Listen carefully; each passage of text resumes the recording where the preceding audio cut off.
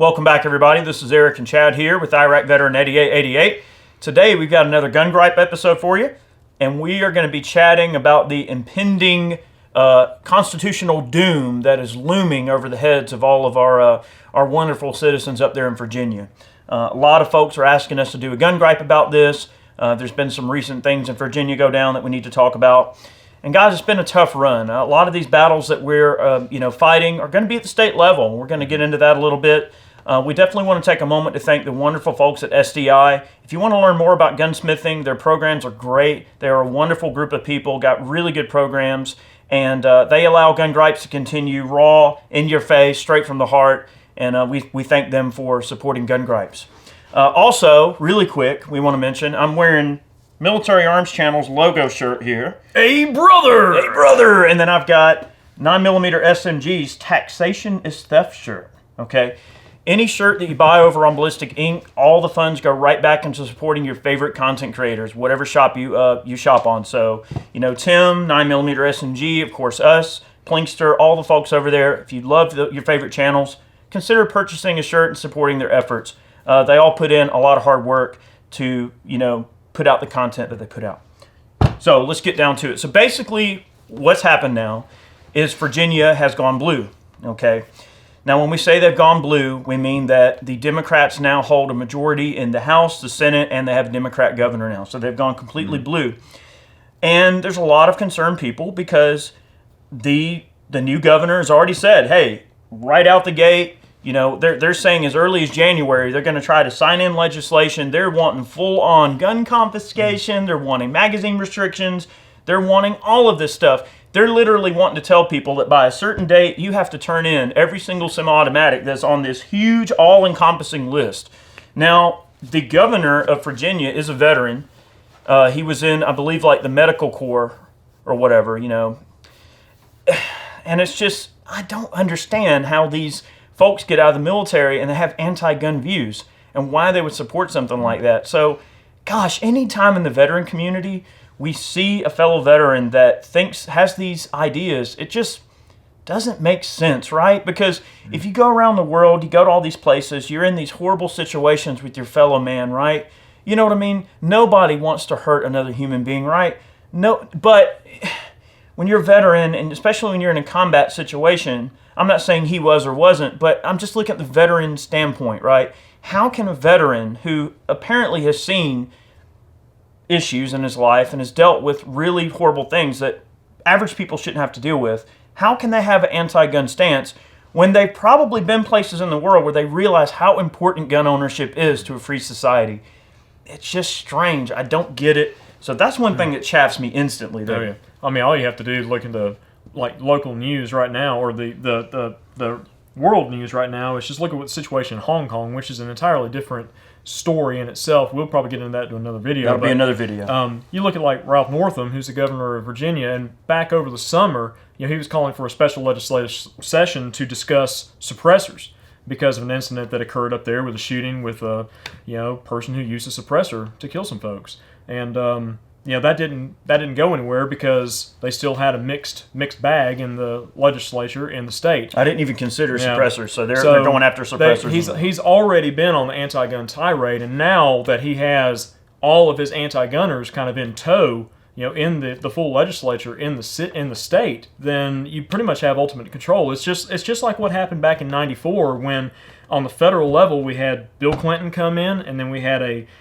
legislator that was all blue and all anti-gun, and what happened? The crime bill got passed, and a lot of anti-gun stuff came down the pipeline. Not to say that anti-gun sentiments didn't get passed under mixed Congresses, but they did in the past. But typically, when you have all blue, this is kind of what you get. You get a lot of anti-gunners in there, and not all Democrats are anti-gun, but they're very rare. Gun-owning Democrats who are freedom-loving, love the Second Amendment, they're rare people out there. It goes a little bit deeper than just simply that, though. So here's part of the issue, right? When we have presidential elections, you have an electoral college, and that ensures that there's not an unfair, swing of votes that go to the heavily populated areas versus rural areas. All right, and if you think about it, it's a smart idea.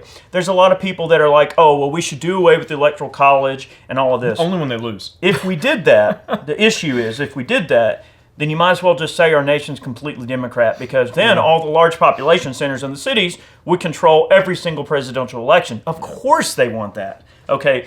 So the issue is, at state level, there's really not a such thing as electoral college, okay? It's all popular vote. It's all popular votes. So with that type of system, the large cities have a lot of sway over which politicians get voted in and out. And as a result, you have, when you look at the counties that are blue and red in Virginia, for instance, all of the blue counties are the large cities, and then all the rest of the rural areas are red. And you think, man, that just seems awfully disproportionate, okay?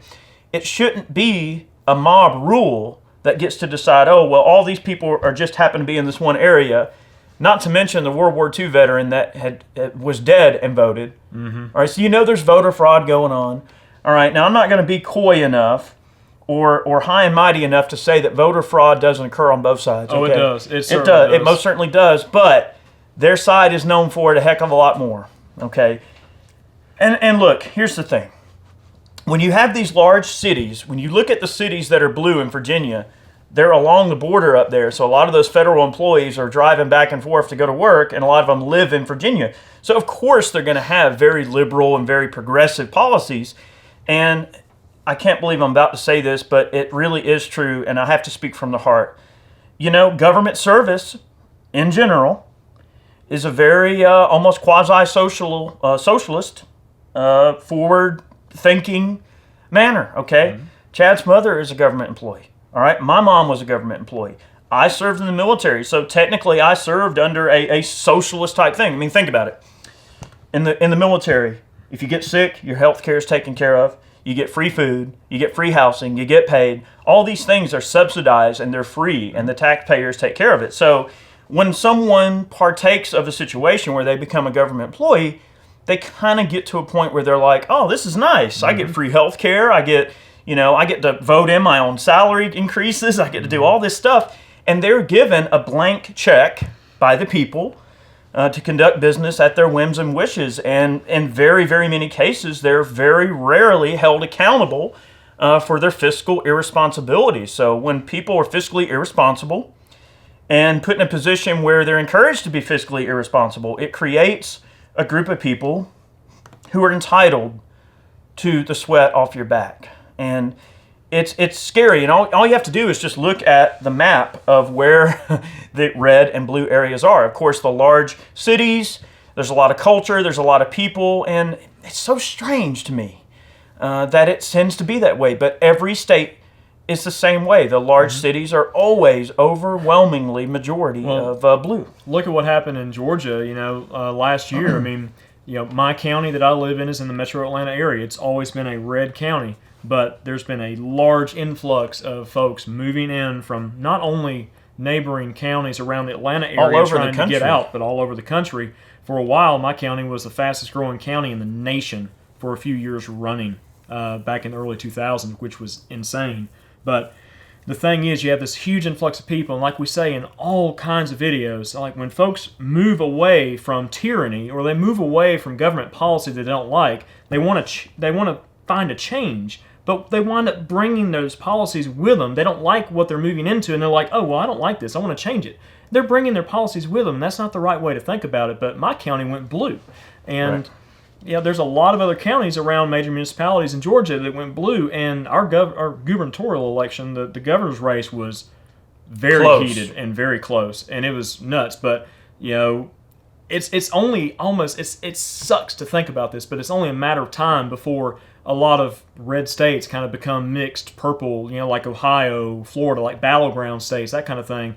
And the big thing with the major municipalities is that, a lot of the school systems and stuff, you talk about indoctrinating children. The municipalities, there's so many people there, there's so many kids in school, and the policies there are very liberal, very socialist leaning, very progressive, and those people indoctrinate those children in those schools, and there's no rhyme or reason about it. It happens. It happens on a regular basis. Out in the rural areas, there's a different way of life. There's a different way of teaching your kids values that are associated with just living free. And then when those large groups of people vote in all blue, and then all the people in blue go, ha ha ha, we get to do all of the horrible things we want to do, of course people in the rural areas are going to take issue with that because it doesn't reflect the values and principles under which they were raised, under which they want to raise their children, and the way they want to live, right? No person in some big city should have the right to say, hey, you country boy, turn in your gun. That's just insane, right?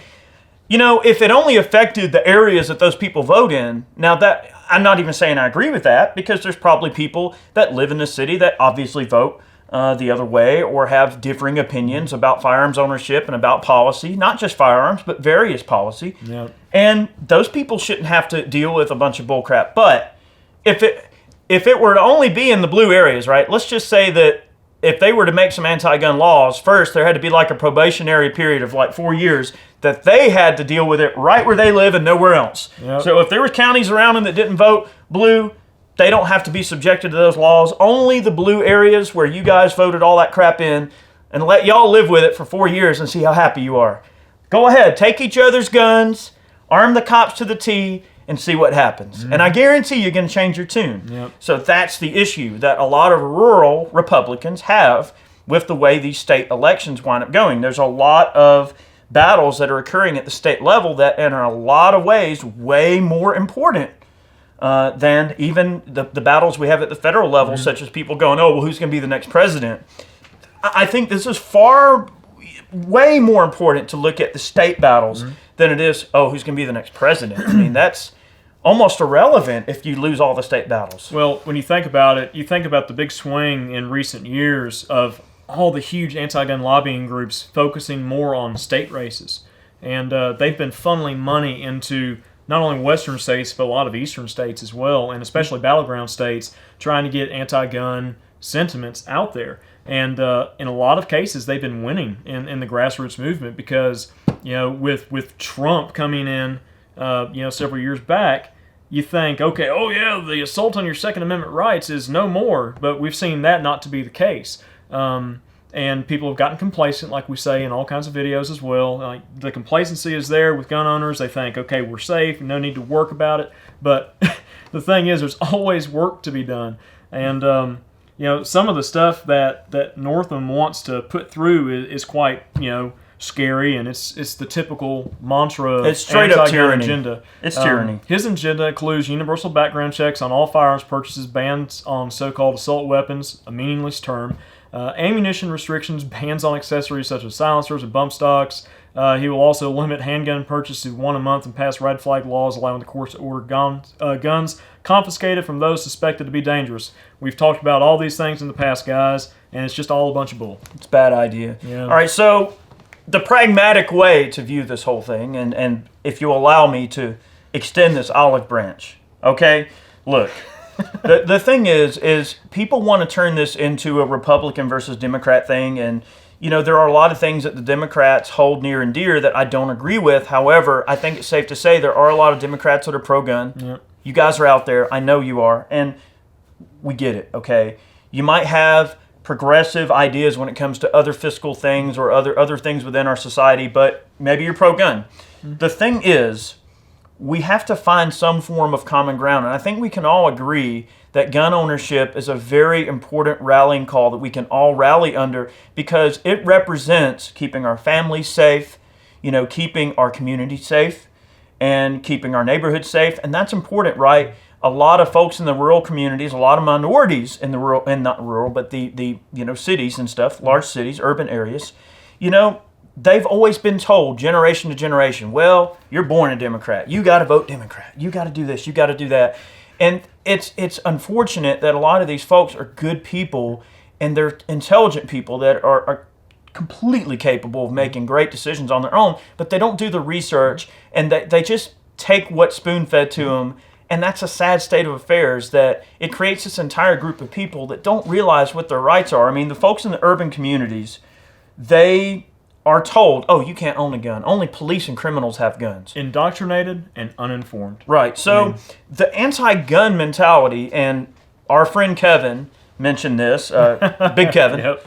Black Powder Kevin, and I always steal this from him because it is very, very pertinent in this case. The anti-gun mentality can be, basically chalked up to three different paths. You're either ignorant, you're evil, or you're insane, or you're all three. Okay? Now look, the ignorance we can cure, right? We can educate people on the facts about guns. And then people, if they want to remain ignorant and be willfully ignorant, that's on them. If they want to be willfully insane or they want to be willfully evil, no amount of fact is going to change the heart of that person and wanting to do what they want to do. But you'll find, though, that many people that might be on the fence about firearms usually are just uninformed. They're ignorant. And look, ignorance is a choice. You can choose to be ignorant and be in the dark about something, or you can do your research and make your own decisions based on logic and facts. And honestly, I'd like to think, without making this a political thing, all we're concerned about is policy, right? I'm not concerned about saying, oh, you should vote Democrat, Republican, Libertarian. I don't care what side of the fence you're on. All I implore for you to do is to look at the facts, and the facts will always set you free. That's all we care about is facts. I represent the party of logic. That's all I care about. I care about what I can see and what I can make sense of, and then my heart will follow that. Your heart will always follow the facts, always. And if you find that you are informed properly, that willful ignorance will disappear because you realize, well, wait a minute, guns aren't the problem. Well, wait a minute, I can own a gun. So just because I'm a minority that lives in an urban community, all of a sudden, oh, only police and criminals own guns? That's not true. I've been lied to. You're all being lied to. The truth will always set you free. The truth is what it is. Mm-hmm. I was thinking about something a second ago, but now I lost it. Sorry. It just went fleeting away. Flew out Your of my hair, mind. yeah, your hair must have caught it there. I guess so. Oh, Ronald McDonald's evil twin here. Man, what was I going to say? I had a thought, but it flew away. Sorry, I get all philosophical. That's I get okay. to philosophize. I got to wait on Eric to get all his hot air out before I can speak. I know. I don't remember what it was. I really don't. But I mean, Eric's like right on point. I mean, the ignorance is crazy, but the bottom line is, to me, there's nothing logical about being an anti-gunner.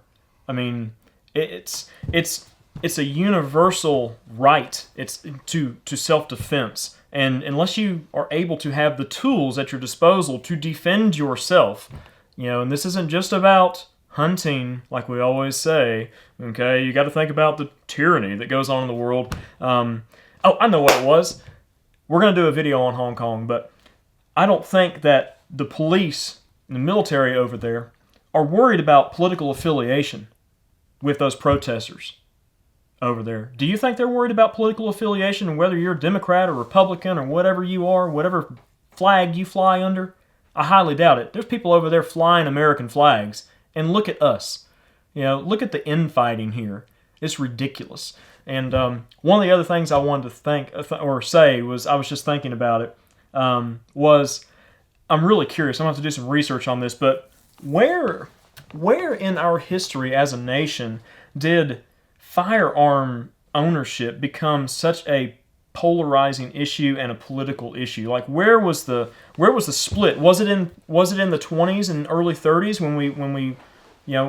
when we were suffering through prohibition and all the craziness Great going Depression on, and the NFA came around. Did that kind of become the decisive issue, where if you were Republican, you were pro-gun, and you were Democrat, you were anti-gun? Because there was a switch in the parties and the values of the parties, around the middle of the century. I know precisely what fueled gun control and what fueled this hatred of gun ownership. But that's a separate video. I'm going to have a special guest come in and make this video with me. Not just that, but the political affiliation. That's what I'm going to have to do some research on that, because I've never really thought about that before, but now I want to know. Yeah. So because the values that Republicans hold now are similar values to what old school Democrats used to hold. It's like the tables have turned. So, guys, without getting out on a limb, we definitely feel for our folks in Virginia. And look, there's a lot of folks in Virginia that are saying, screw it, we are not going to comply. I think that's a very positive way and a pragmatic approach to look at this. I mean, it's good. You shouldn't be forced to comply with unconstitutional laws. And the law enforcement should not feel the need to enforce unconstitutional laws, which, by the way, is part of their oath. Quite a lot of laws, not just gun laws. Yep. There's a lot of unconstitutional garbage that gets enforced, and excuse me, it's unfortunate that we have to deal with it. So, guys, the tyranny in Virginia is real. We're going to be keeping an eye on it, and we will do as many videos as we need to get the word out. We feel for our fellow Americans and our Virginian buddies. Okay, we know that there's a lot of good, honest, good old red-blooded people out in the rural areas that just want to live free and just act the way they want and protect their families. And believe me, we hear you loud and clear. We're here for you. Our platform is your platform. Our microphone is your microphone. So you better believe if you're in Virginia, we're with you. Okay, we understand. We get it. We're going to do everything we can to put the word out. So thank you guys so much for watching today's video. Thank you for being a part of what we do. We hope we didn't go too far out on a limb on this one. We're just trying to, give you guys some ideas that maybe change your mind, right? Maybe you're a Democrat watching this video or someone who's towards the left, and maybe you can understand our approach, right? Like, we're very open people. We're honest people. We're always going to shoot things to you straight. We believe in freedom for everybody, right? We want everyone to be a gun owner. We don't care what your political views are.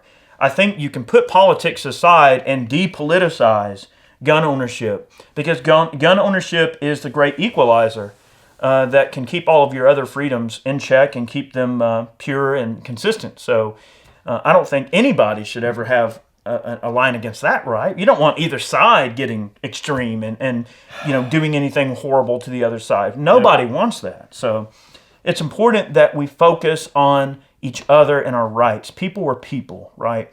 And this needs to become more about relationships with people and not with a political party, right? You don't marry a political party. You don't go and drink beer with a political party. You don't go to church with a political party. You don't pass by a political party on the street, right? You pass by your fellow citizens, and we all have minds, we all have brains, we all have hearts, and they can all be pushed in different directions based on logic.